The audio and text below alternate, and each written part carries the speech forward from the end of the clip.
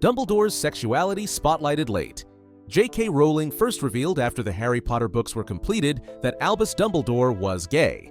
This fact was not written into the original novels, nor was it shown in the earlier Harry Potter films.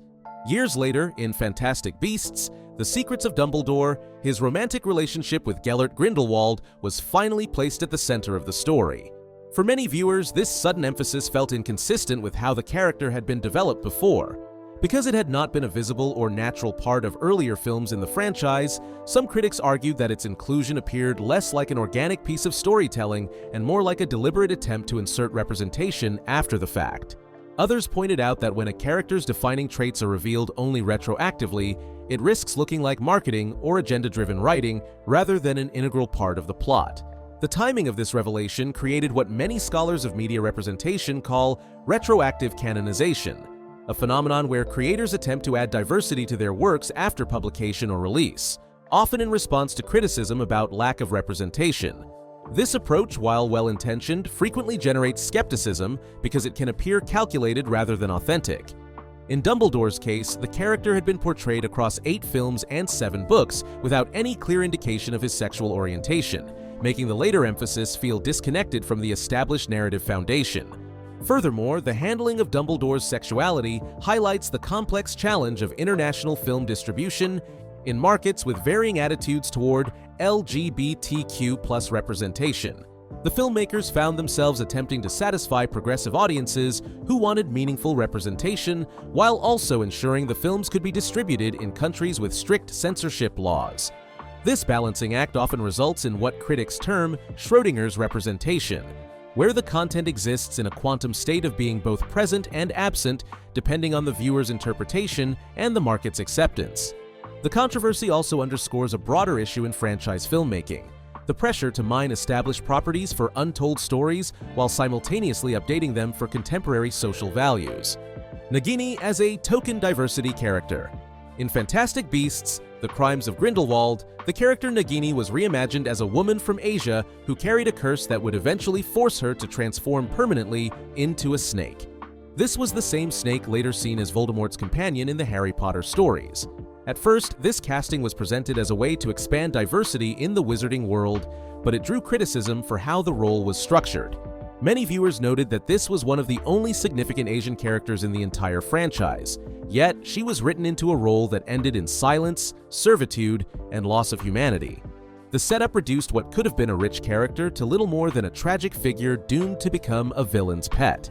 Critics argued that this portrayal relied on outdated stereotypes about submissive or voiceless women of color, which made it feel more like a symbolic gesture toward representation than a meaningful contribution to the story. The Nagini controversy exemplifies what media critics call diversity theater, the practice of adding diverse characters to projects primarily for optics rather than genuine storytelling purposes.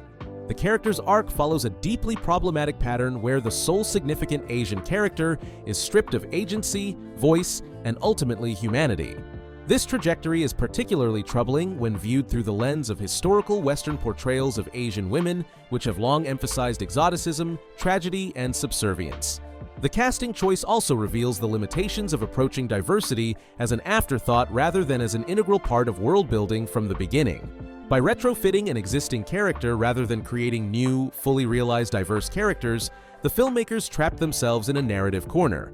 Nagini's predetermined fate as Voldemort's snake meant that any character development would ultimately lead to dehumanization, making meaningful representation nearly impossible.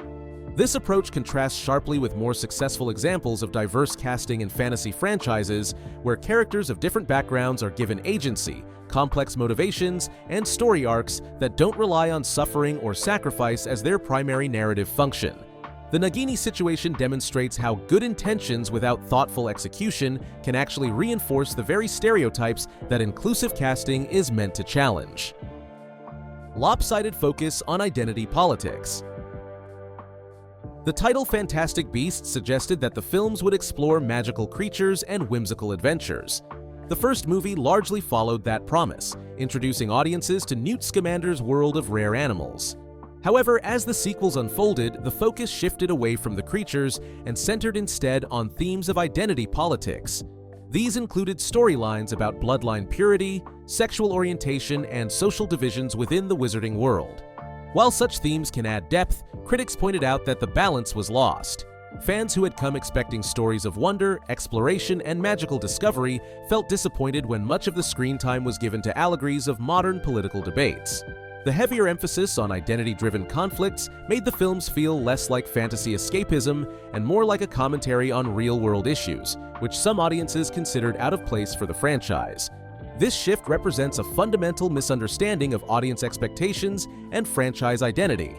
The original Harry Potter series succeeded partly because it allowed political themes to emerge naturally from character relationships and world-building rather than forcing contemporary issues into the narrative structure. The gradual revelation of the wizarding world's prejudices felt organic because it developed alongside Harry's growing awareness and maturity. In contrast, the Fantastic Beasts sequels front-loaded political themes without establishing the emotional investment that makes such commentary compelling. Audiences who came for magical creature adventures found themselves watching allegories about fascism and prejudice that felt disconnected from the whimsical tone promised by the marketing and the first film's focus on Newt's menagerie. The franchise's tonal inconsistency also reflects broader challenges in contemporary blockbuster filmmaking, where studios often feel pressure to address social issues but lack the storytelling finesse to integrate them naturally.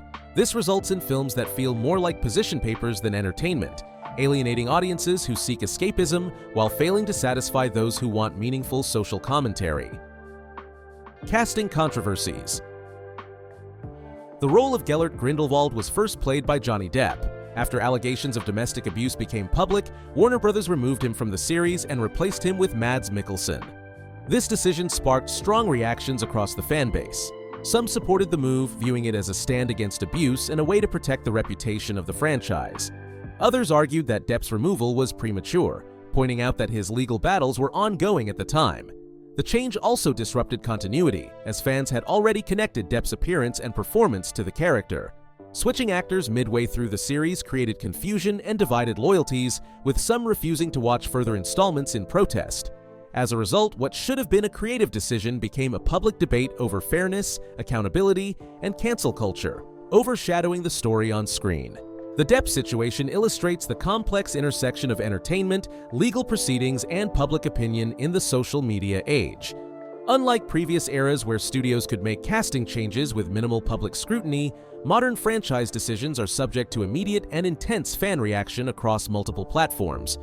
The Grindelwald recasting became a lightning rod for broader cultural debates about due process, corporate responsibility, and the ethics of preemptive action based on allegations. Warner Bros. Found itself in an impossible position. Maintaining Depp risked association with serious allegations and potential boycotts, while removing him suggested guilt before legal resolution and alienated his substantial fan base. The studio's decision to prioritize risk management over artistic continuity reflects the modern entertainment industry's hypersensitivity to public relations crises, even when such sensitivity may undermine the creative product. The controversy also highlights how casting decisions in major franchises have become political acts. Gender and race recasting choices. Throughout the Fantastic Beasts sequels, several characters were recast or reimagined in ways that drew attention for their focus on diversity. Some of these choices involved changing the gender or race of characters from the original Harry Potter canon. While increasing representation can broaden a story's appeal, critics argued that these changes sometimes felt forced rather than natural. For instance, characters who had little presence in the books were given expanded roles or altered backgrounds, appearing more as checkboxes for diversity than as organic parts of the narrative. This approach led some viewers to feel that world-building was being influenced more by social messaging than by storytelling needs. The inclusion of racially and gender-diverse characters was noticeable, but when their development did not feel fully integrated, it distracted from plot coherence and disrupted the audience's sense of immersion in the magical world. The challenge of diversifying established fictional universes reveals the limitations of attempting to retrofit representation into pre-existing frameworks.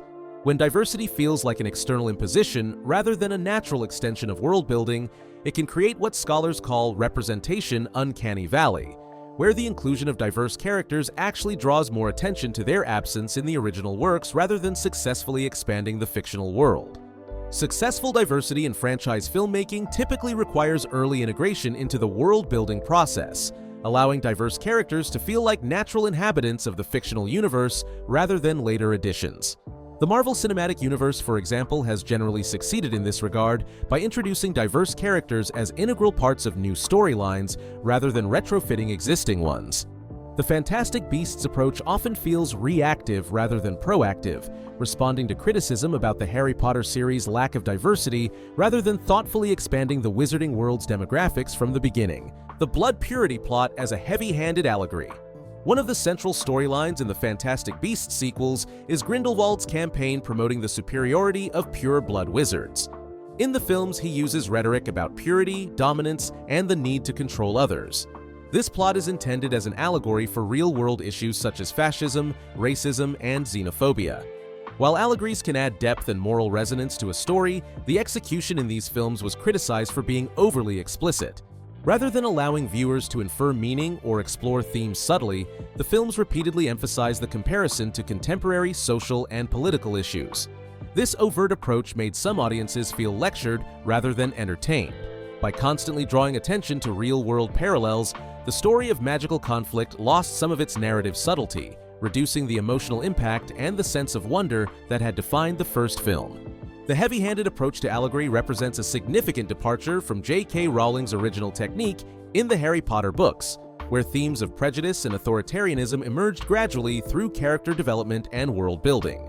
The blood purity subplot in the original series felt meaningful because readers experienced it through Harry's perspective, discovering the Wizarding World's prejudices alongside the protagonist. In contrast, the Fantastic Beasts films present these themes as foregone conclusions, expecting audiences to immediately understand and accept the allegorical framework without earning that understanding through narrative development.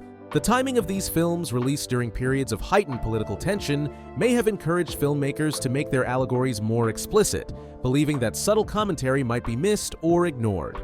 However, this decision ultimately undermines the power of the allegory by making it feel imposed rather than discovered, reducing complex political issues to simplified fictional conflicts that offer easy moral certainties rather than nuanced exploration. Queer representation without payoff. In The Secrets of Dumbledore, the filmmakers leaned into Dumbledore's sexuality, portraying his past relationship with Grindelwald. The marketing emphasized this aspect as a form of groundbreaking representation. However, the way it was presented on screen was subtle, leaving much of the story implied rather than explicitly shown. This approach aimed to navigate markets with strict censorship rules, but it led to mixed reactions.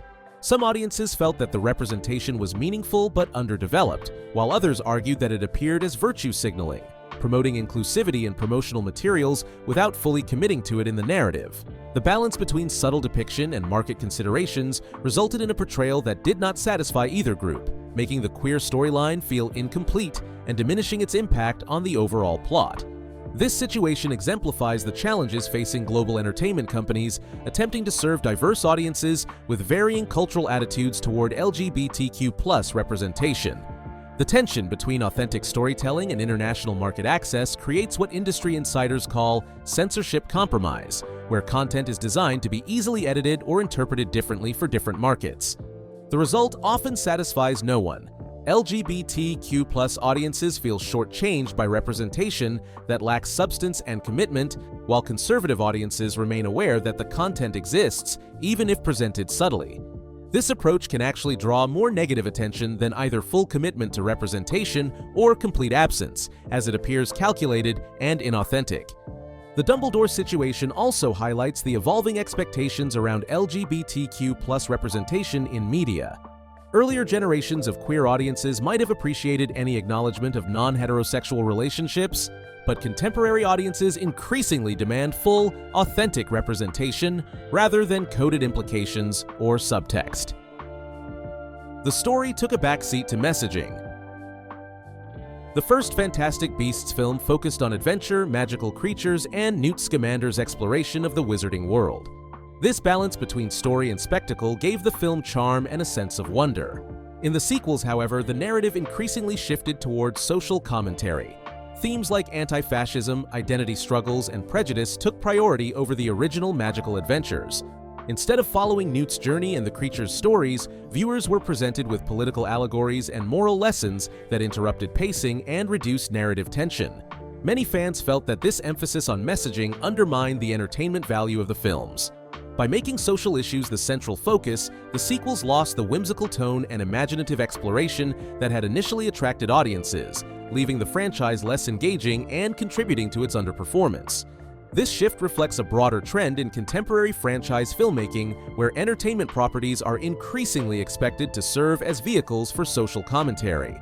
While films have always reflected the values and concerns of their times, the current environment often demands more explicit engagement with political and social issues, sometimes at the expense of basic storytelling principles. The Fantastic Beasts franchise's decline illustrates the risks of abandoning a successful formula in favor of contemporary relevance. The first film's success derived largely from its focus on character relationships, magical world-building, and creature-focused adventures that provided escapism and wonder. The franchise's commercial and critical decline serves as a cautionary tale about the importance of balancing social consciousness with entertainment value. Audiences increasingly demonstrate that they want authentic representation and meaningful themes, but not at the expense of engaging storytelling, compelling characters, and the basic pleasures of fantasy entertainment.